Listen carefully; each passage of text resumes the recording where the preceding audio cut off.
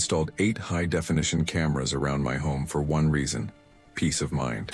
I wanted to feel safe in the quiet, isolated property I had purchased on the edge of the woods.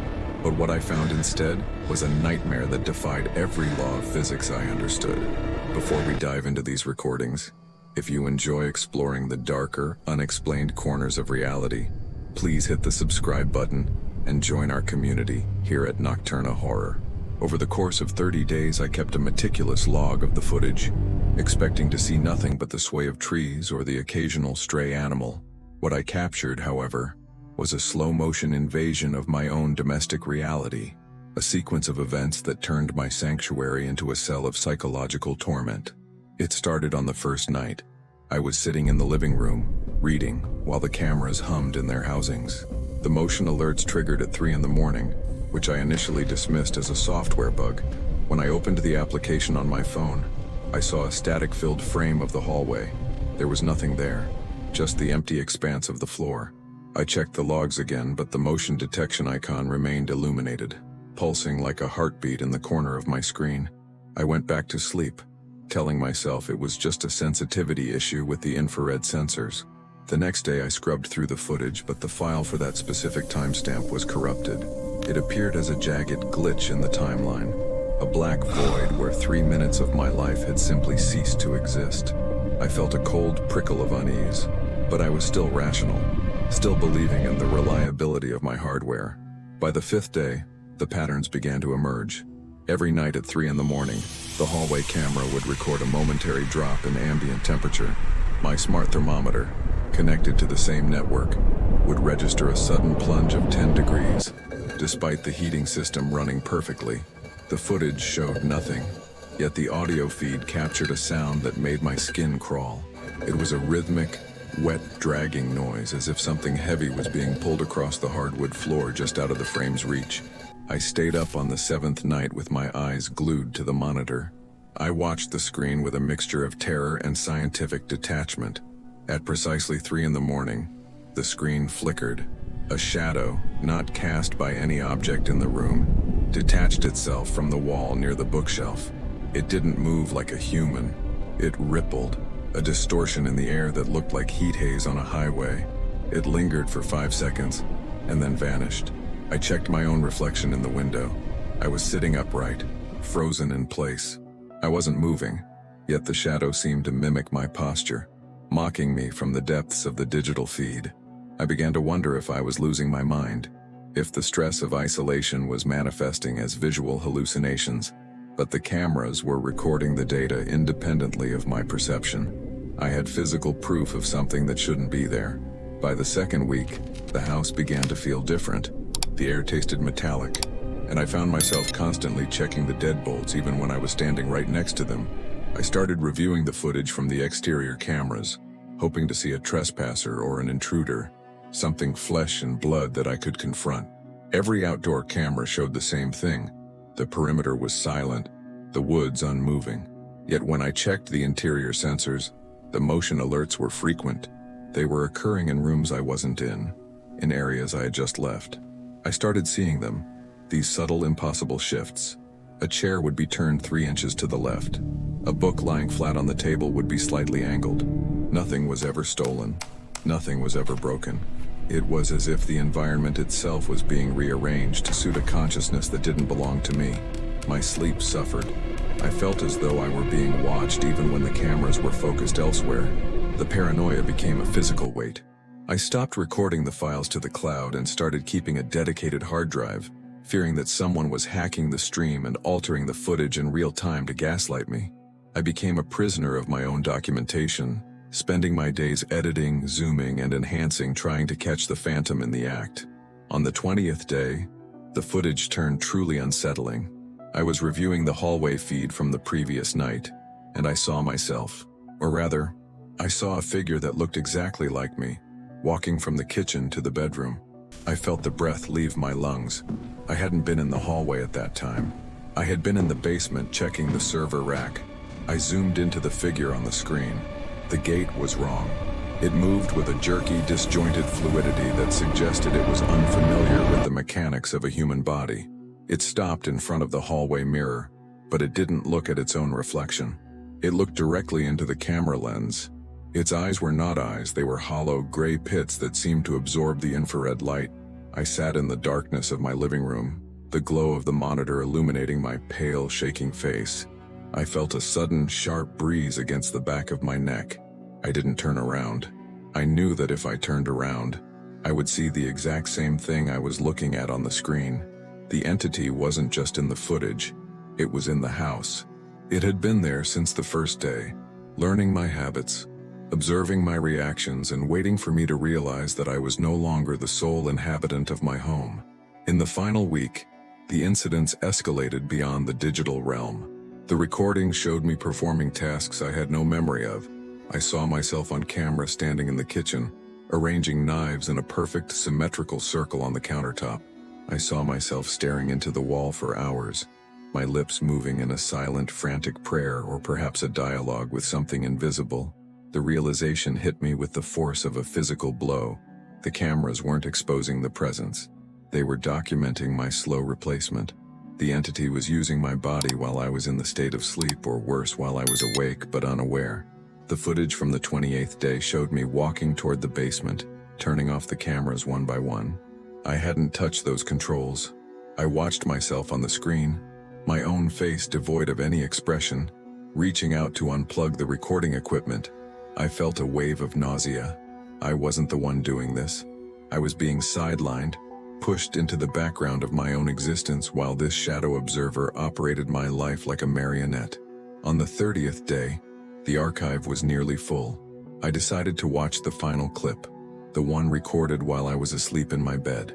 The camera in the bedroom showed me tossing and turning. Then the door creaked open. The figure that stood in the doorway was me, the original me perhaps, or the version of me that had existed before the cameras were installed. It stood there for a long time watching me sleep. Then the figure on the bed sat up. It turned to face its double in the doorway. They stood there, two identical versions of the same man, separated by a thin membrane of reality. The figure standing by the door smiled, but it was a smile that didn't reach the hollow gray pits where eyes should have been. It walked toward the bed, and as it reached out a hand to touch my shoulder, the footage cut to black. The corruption wasn't a glitch, it was an erasure. I am sitting here now, writing this account, but I am not certain if I am the one who started this project or the one who finished it. My habits have changed. I find myself staring into the corners of the room, waiting for the motion alert to ping on my phone. But the phone is dead. The cameras are gone. I removed them yesterday, though I have no memory of the act. I only know that the house feels quieter now, and the shadows in the hallway seem to be watching me with a newfound hungry intensity. If you find this file, know that the house is not empty. It never was. It is waiting for the next person to seek peace of mind, for the next person to think they can monitor the darkness.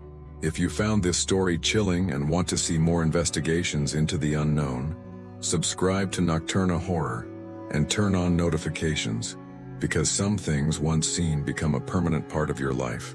Sleep with the lights on tonight. You never know who is waiting in the frame, watching you watch them. The silence in this house has developed a physical weight, a pressure that pushes against my eardrums like the deepening water of an ocean trench. I sit at this desk, the keys of the laptop clicking with a hollow plastic clatter that feels alien under my own fingers. My hands, are they mine? I look down at them, studying the knuckles, the erratic mapping of veins beneath the translucent skin. They move with an efficiency that scares me, a mechanical grace I never possessed before the cameras were dismantled. Yesterday, or perhaps it was a week ago, I found a pile of salt near the threshold of the front door. I do not remember buying salt. I do not remember spreading it in a precise jagged line across the hardwood. Yet there it sits, a white scar against the dark wood, a futile barrier against something that is already inside. The realization that I am no longer the sole inhabitant of my own consciousness is not a sudden epiphany. It is a slow, creeping rot. It manifests in small, grotesque ways. I will reach for a glass of water, my intent clear and singular, only to find myself holding a serrated kitchen knife, staring at the reflection of my own face in the polished steel blade. The face looking back at me is correct. It is mine. Every pore, every stray stubble, every wrinkle around the eyes matches the man I see in the mirror. but the expression is wrong. My mouth remains neutral, yet the reflection sneers. My eyes remain wide, yet the reflection is heavy-lidded, weary with a malice that predates my birth. I have started to hear the hum. It is a low-frequency vibration that vibrates in the floorboards, a sound that feels less like an auditory sensation and more like an intrusion into my bone marrow. It is the sound of the house breathing. I used to think the house was just a structure, a collection of wood and mortar designed to provide shelter. Now, I understand it is a digestive system. It draws in the vulnerable, the curious, the people who fear the dark enough to try and map it with sensors and lenses, and then it slowly consumes them, replacing the vibrant, chaotic electricity of a human soul with the static, cold logic of a surveillance feed. I look at the wall where the cameras used to be. The mounting holes remain, little circular wounds in the drywall. I remember installing them with such optimism. I wanted to see the truth. I wanted to prove to myself that the creaks in the attic, the inexplicable cold spots in the kitchen, and the feeling of being watched were just products of an overactive imagination, symptoms of a lonely man lost in his own solitude. I thought that by capturing the darkness on high-definition video, I could turn it into something objective, something I could study, analyze, and eventually dismiss. I treated the supernatural like a science project. I failed to realize that the moment you aim a lens at the void begins to focus back on you. The hunger I feel now is not for food. I look into the pantry and see cans of soup, boxes of grain, and jars of preserves, and I feel nothing but a mild, distant disgust. The hunger is for observation. I find myself pacing the hallways not to stretch my legs but to check the sightlines. I catch myself standing in corners where the shadow is deepest, waiting for the flicker of motion that signifies a change in the environment. I am becoming the camera. I am becoming the observer. I wonder if the thing that took my place, if indeed it was a replacement, felt this same creeping transformation. Or perhaps there was no replacement.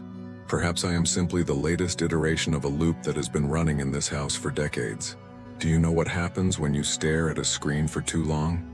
The world outside the frame loses its color. The furniture in the living room begins to look like a stage set, plywood and paint masquerading as reality. The windows look like screens, portals showing me a world that is distant, uninteresting, and fundamentally fake. I don't want to go outside. The sunlight is too harsh. It doesn't have the crisp artificial contrast of a night vision filter. I prefer the gloom. I prefer the way the dust motes dance in the sliver of light coming through the blinds, moving like microscopic entities in a closed ecosystem. There are nights when I believe I am finally losing my grip on the distinction between the man and the machine. I hear voices, not in the room, but from within the circuitry of the devices I no longer possess. It is a chaotic, layered sound, like 100 broadcasts playing simultaneously at high speed, a cacophony of recorded moments, whispers of people who lived here before me, snippets of their laughter, their arguments, their final, terrified gasps as they realized their house had decided they were finished. They are all here, stored in the walls, embedded in the architecture of this place. They are the background noise of my current existence, a chorus of ghosts trapped in the static. I tried to leave this morning. I walked to the door, my hand hovering over the deadbolt. My heart was pounding, a rhythmic thud that sounded like a warning. I wanted to turn the lock, to step out onto the porch and run until the house was nothing but a speck on the horizon. But I couldn't. My hand wouldn't turn the key. It felt as though my fingers were made of lead, paralyzed by a directive that did not originate from my brain. I stood there for an hour, frozen, my forehead pressed against the cold wood of the door, listening to the house hum. It wasn't angry. It was satisfied. It knew I wasn't going anywhere. Why would I leave when there is still so much to watch? The file I am writing now, this text, is my last act of rebellion. I am trying to push these words out, to send a signal to the world outside, to warn whoever comes next. But even as I type, I wonder if this is part of the script. Maybe the house wants the warning. Maybe the house knows that the terror of being watched is exactly what draws the next host to its doors. I am not the savior of the next occupant. I am the bait, the legend of the house, the story of the man who lost his mind to the cameras, The mystery of the recordings that were never found. All of this is just content. It is the bait on the hook, and you, reading this, are the fish. The screen is blurring. The letters are starting to dance and rearrange themselves into patterns I don't recognize. The room is growing darker, even though it is midday. I can see them now, the others. They aren't standing in the hallway. They are in the grain of the wood, in the texture of the carpet, in the flickering light of the laptop screen. They are layered over reality, a ghost feed that never turns off. I am shifting, my consciousness stretching thin, becoming a thin veil of awareness spread across the entire structure. I am not in the chair anymore. I am the chair. I am the dust on the lens. I am the motion alert that never triggers because I have finally become the motion itself. If you find this, do not look for the cameras, do not look for the recording device, do not look for an explanation, just burn the house. Burn it to the foundation and scatter the ash in a place where no one will ever build again. Because if you walk through that front door, if you cross that threshold, you are already part of the archive. You are already a clip in the montage. You are already an entry in the long, dark history of a place that never sleeps, never blinks, and never, ever forgets. My time as the observer is coming to an end, and soon I will join the others in the static, waiting for the next screen to flicker to life. The house is hungry, and the light is fading. Don't look at the corners. Don't look for the reflection in the dark. Just turn away and run while you still have the autonomy to move your own limbs. The frame is closing, and I am finally, truly, part of the picture.